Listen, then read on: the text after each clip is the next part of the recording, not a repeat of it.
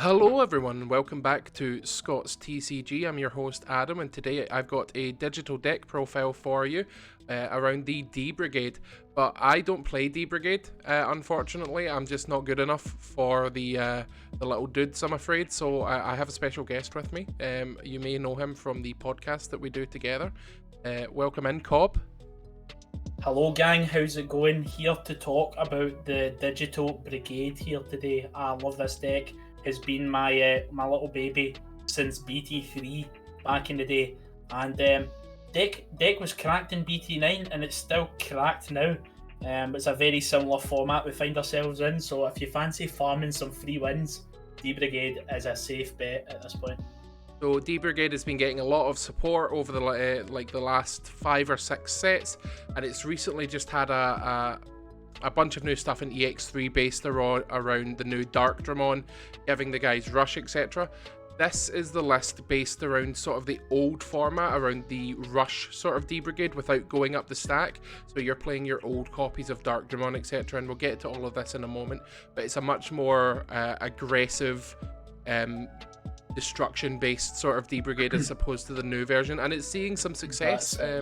It's seeing some success. Yeah. So both this list, not this exact list, but a very similar style, and the new D-Brigade have been seeing some good success. I believe they've had 2 each sets of tops, and at the minute this is there's lots of different variations on it, but as far as I'm concerned, with this list I'm showing today, this is a very solved deck.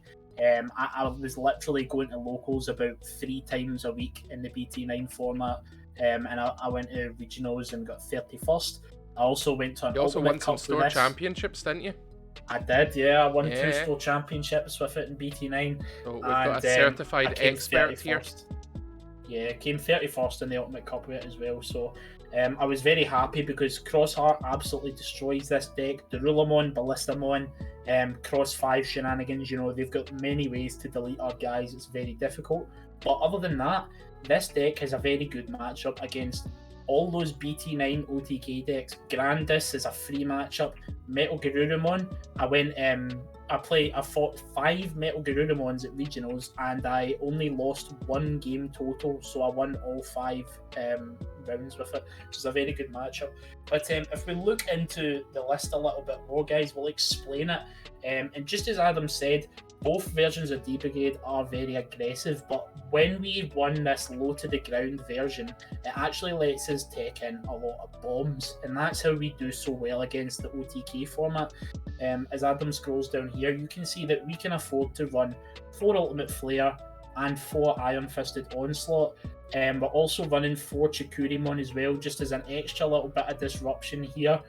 So your Grandis, your Weird Garurumon, what's it called? War Greymon X is actually coming into the format again. Anything that goes tall and swings into this stack, there's a very, very high chance there's going to be some disruption from us here. And it's absolutely incredible when they spend their whole game trying to set up this big swing, and immediately they see an Iron Fist or an Ultimate Flare, or even the Chikurimon, just to put a little bit of a wrench in their plans. And that's all it takes for us to be able to push for lethal the following turn. Yeah, so what I can see here is that you're actually running 4 Pagamon and 1 Missimon instead of sort of the other way around. What's your reasoning for that? Yeah, so even in the new D-Brigade list, I'm starting to favour Pagamon as well. The reason being is it's just the consistency of Pagamon, and being able to get yourself extra gas. This is one issue you have with the deck, is constantly being able to manage your resources. It's too easy just to slam down guys, and then eventually you end up running out of cards. So Pagamon doesn't always hit, but it does have a pretty high chance of doing so. So if you can recover 1 card off a Pagamon, draw another Digimon, that's all the gas you need to keep going. And we've also got the Higurumon there. On play, you may trash a machine or a cyborg in order to draw 2. So that's just a good body on the board, and it actually goes neutral as well when you play it.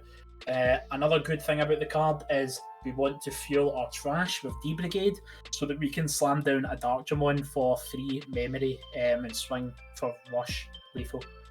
So that's basically the main idea. Pride Memory Boost as well is another good card for fueling up your trash. It's also an absolutely cracked tempo piece. It's got quite a good chance of hitting. I think we're running about 25 hits for this here in the deck. When you're running Pride Memory Boost, you want to aim for 20 plus hits in the deck, or else the odds of running it do not justify it. We've got something like I would say it's like an 85+% chance of hitting here.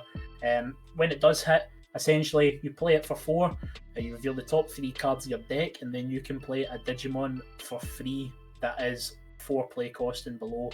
Then it has the standard delay gain 2 memory effect. So if we go up to the rookies here, there's so many good cards that we can get off of that. If we get the decoy Commandramon, he's sitting preventing them blowing up the board. Get the on deletion Commandramon, that's good news as well. This is the best card in the deck probably, or the best Commandramon at the very least. On deletion, you reveal your top 3 cards, and you can play a Commandramon from among them for free. So it's incredible just being able to keep that pressure on the board. Also means you can play it down, and you've got a sticky body to pretty much ensure you've got lethal next turn. Now, another thing I'd like to point out is when you're playing this deck, you actually have to refer to all the Commandramon by their appropriate rank. So if we look at the 2 play cost guy here, this is the Corporal. He's the Corporal because he's cheap and efficient, and he's got a pretty good DP power. He's strong. You play him on the board, he's a reliable piece. Then the 3 cost on deletion guy, these are the privates of the group. They're basically cannon fodder. They come down, they swing in, they do their job, they make their attack, and if they die while they're on the way in, then they will come back again. They will be replaced with new forces. We've got the 4 cost blocker here. This is the Lance Corporal. He's willing to take hits for the boys, and he's a wee bit more expensive than the privates. But at the end of the day, he's an efficient piece, and as you can see in the image there, he's one of the lads he's getting cheered on. So, he's still part of the boys. This is the new guy here. Now, I did struggle for a rank with this guy because we had a rank going private, Lance Corporal with a Corporal, and the Sergeant is the old 5k guy. Obviously, he's old and jaded and very powerful. But this new guy here, he's, we're going to call him the Kamikaze. Now, obviously, that's not a rank, but this guy's job is basically to take the hit for the team. He could be the Privates Part 2, because similar to the other guys, he just gets blown up. But, Kamikaze is fair enough. He just sits there, he takes the hit for the squad, he's reliable, and it's really good as well because now we can afford to go wider on the board, and we won't get punished as easily. Decoy is actually quite a cracked ability. I don't know if you guys are aware on the ruling, and Adam will correct me if I'm wrong here because he's a high-ranking judge in Digimon Europe. Yeehaw. But Decoy, if all your board is getting wiped at the same time, so you've got this guy and 2 other D-Brigade on the board, if this guy's getting deleted, he can still proc his Decoy. Yep. Exactly, so it's just insane. This guy's getting deleted, the other 2 guys are getting deleted. You say, no sir, this guy that's getting deleted, I delete him before you have a chance to do so, and then he blocks the hit for the other 2. So he's a good insulating net for going wide. Yeah, Decoy is an interruptive effect which triggers before the deletion happens, which means that he can kill himself to save one of your other Commandramons. It doesn't work on the Hagurumon, Chikurimon, or any of the other cards in the deck that isn't a D-Brigade, so it'll work on Darkdramon, which is pretty cool, but it won't work on the rest of them, so just keep that in mind. Yeah, very useful new card. We don't really run any of the old Sergeant anymore. He's too inefficient basically at any point that you have to hard play him. We don't really want to be hard playing 4 costs in this deck. Now we've got the Chikurimon in here again. He's just a cheap body, and it's always a card that I've toyed with not running. There's way more consistent cards, but in the current meta, one of the greatest things that we can do is disrupt OTKs and disrupt any Digimon that's digivolved and trying to swing at the stack basically. So we've now got this Chikurimon in here. If it battles an opponent's Digimon in security, you have to de-digivolve one of your opponent's Digimon. Now there are times where that's a disadvantage. I've actually been lethalled 3 times by a Weird Garurumon X who has swung into security, been de-digivolved into Promoware Garurumon, and then has proceeded to gain another swing by digivolving into EX Garurumon again. But those are few and far between. Most of the OTK decks are going to be going into the level 6s and swinging and proccing this boy, and it'll be really annoying. We've already explained Hagurumon. It's just great for fueling the trash and cycling through your deck. A great thing about this deck is, now that we have System on Blanc, we can actually cycle through the deck much faster. We can look through for pieces. If we need option cards to delete their stuff, they're there. If we need to find a Grumblemon or a Darkdramon, they're there. Or if we just don't really like our hand, we've got too many. A great one is if you've got too many option cards because we're running 8 bombs. You can play System on Blanc, and it's actually a generic cycle card. So on play, you can trash a card in your hand to draw 2. So it's actually better than Hagurumon in a lot of ways. You might be asking, why are we not just running 4 System on? The reason why is because Hagurumon is required to make sure we always have Digivolution in the raising area. So that'll cover that. Grumblemon, you know him, you love him. Hybrid for game. The worst phrase in Digimon of all time. Yeah. When you think you are safe, you hear hybrid for game. Oh, I'm so glad we moved out of main hybrids format as well. Yeah, but they're still hanging in D-Brigade, baby. Yeah. They're still here. So we've got 3 Darkdramon and 2 Grumblemon. So we've got many ways to try and end the game out here. Grumblemon, we've got 4 Tamers in the deck, but we have just enough to the point where we're quite likely to see a Grumble. The Darkdramon, we explained at the start of the video, but basically you do gain, you play the card, and by returning up to 5 D-Brigade from trash, doesn't have to be exactly 5, can be any number between 0 and 5, you then gain 2 memory for each card you return to the top of the deck. Now, you're likely going to be just using this to push for lethal, but there's a lot of interesting things you can do with Darkdramon. You can also generate and control matchups, because this deck can go a more control route if it wants to. You can create what I like to call the Darkdramon Factory, and that is where you use Darkdramon's effect to return a Darkdramon you've already got in trash back to the top of your deck. And you're probably in these controlling matchups where this is a win condition, you're going to have a Kazu or 2 in play. So you can use the Darkdramon to return Darkdramon and the D-Brigade to the top of the deck. You can then swing with Darkdramon, tap your 2 Kazu, draw directly into another Darkdramon, and you can trash more D-Brigade to fuel this infinite loop, basically. So that's a very powerful thing you can do. Another thing is, it's very easy to fuel your trash in this deck. So you can actually find sometimes that your Darkdramon is playable on turn 2 or 3. Now you can use that because a lot of people, with the pressure we put on, feel forced into pulling out of the raising area, swinging over the D-Brigade and stuff like that, because let's be honest, if they're not responding to our rush down fast enough, they're going to lose the game very quickly. So maybe you're fighting a War Greymon, a Black War Greymon, something like that. They pull out of the raising area to get the Metal Greymon when Digivolving effect to pop one of your guys. Maybe they swing, or maybe they block somebody else. You bait them to attack, then you swing over that level 5 or level 4 with your Darkdramon. Now this is a huge tempo play because it gives us a massive body on board as well, and it guarantees that we're going to draw into more D-Brigade. But it's also insane for them because for just 3 memory you've outed one of their kind of middle of the road guys. So that's another option you can do, but you'll find this deck actually has a lot more nuance to it than you'd expect, right, Adam?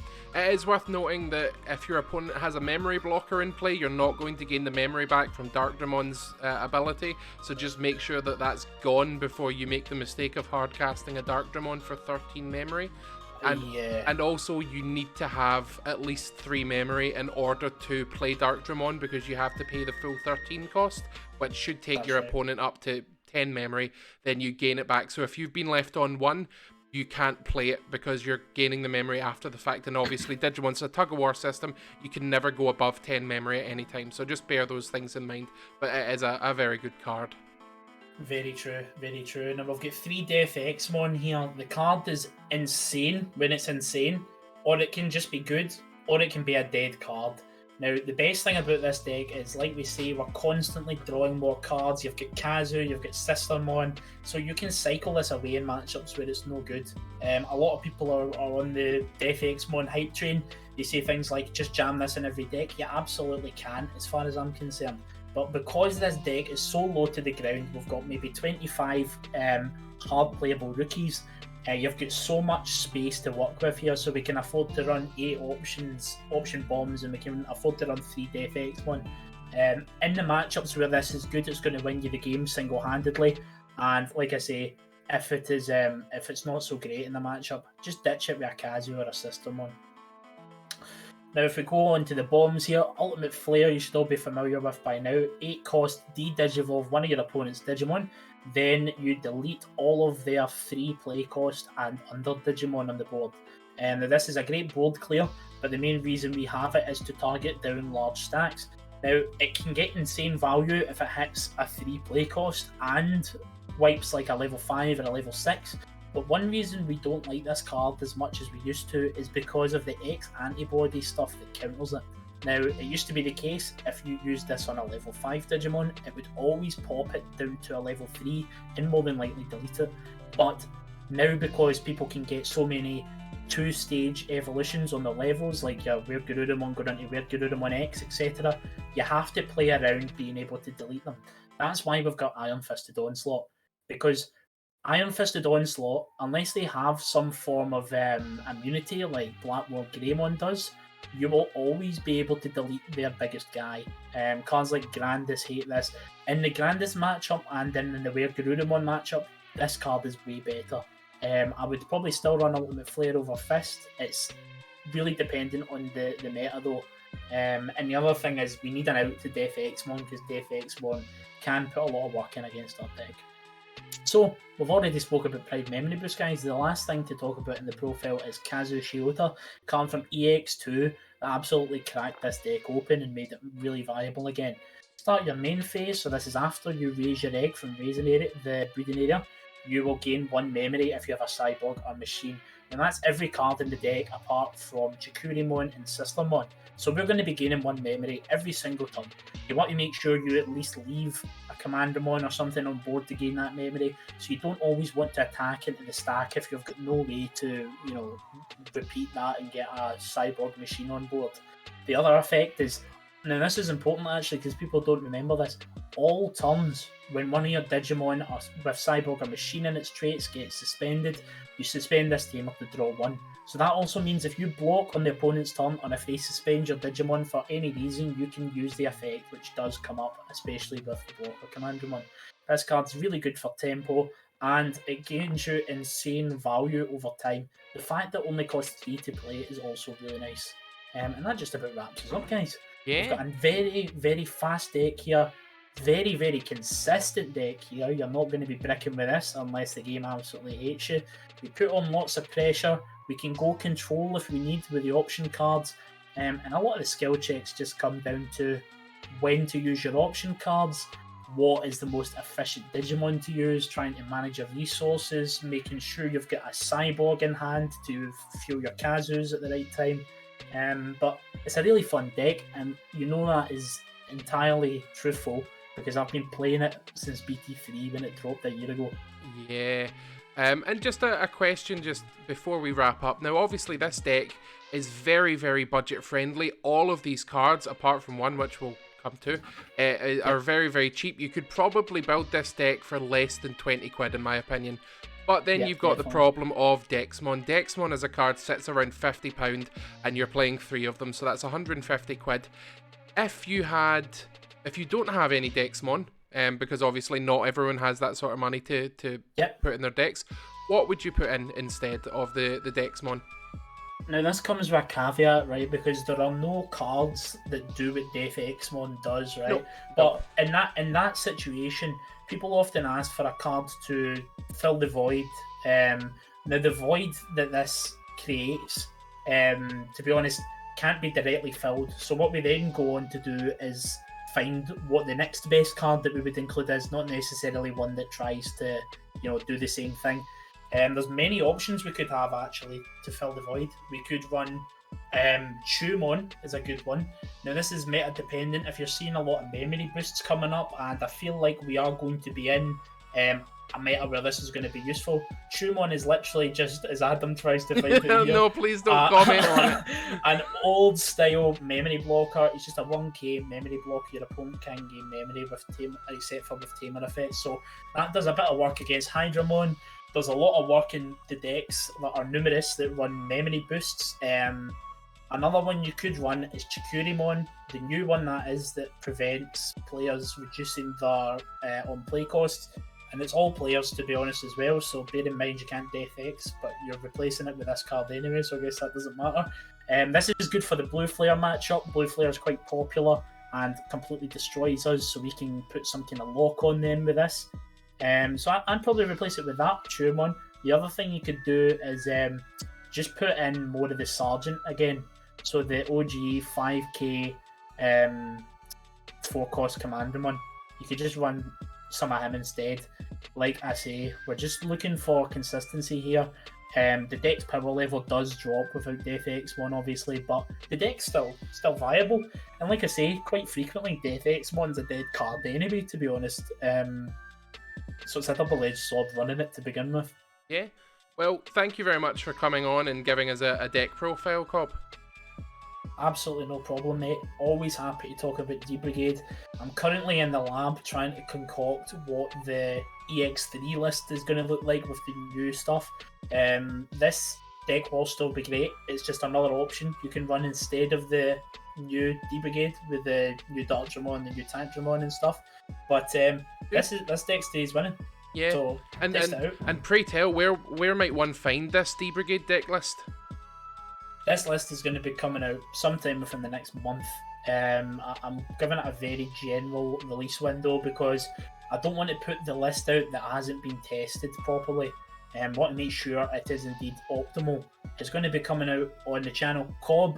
If you just want to search up Digimon TCG COB, or Digimon TCG COB D-Brigade, or I also had a Pulsemon video out.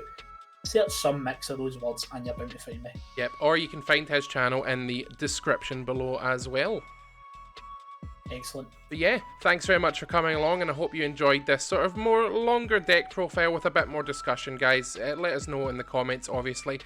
Check out the Win Rate 0% podcast if you've not already done so. Me, Cobb, and Jason sit around talking shit for about an hour and a half. It's really good content in my opinion, but I mean, of course I would say that because I'm one of the people creating it, but go check it out. Noise. It is excellent background noise. Go check it out. But thanks very much for watching, guys. Do all that cool stuff, like, follow, subscribe, eat, drink your water and all that sort of stuff. And any questions, I'll be happy to answer them below, guys, as well. Okay, and we'll see you next time. Bye for now. Cheery bye.